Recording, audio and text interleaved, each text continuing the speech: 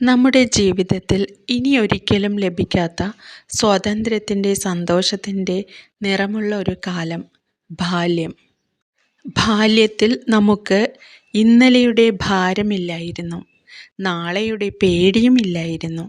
കളിപ്പാട്ടങ്ങളും കളിസ്ഥലങ്ങളും നിഷ്കളങ്കത നിറഞ്ഞ സംസാരവും മുഖത്ത് എന്നും വിടരുന്ന ചെറുപുഞ്ചിരികളും മാത്രം.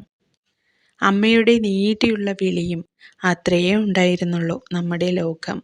ഒരുപക്ഷെ തിരിച്ചു പോവാൻ കാലം അനുവദിച്ചിരുന്നെങ്കിൽ തിരുത്തി എഴുതാമായിരുന്നു ഒരു തിരിഞ്ഞുനോട്ടം ഇന്നലകളിലേക്ക്.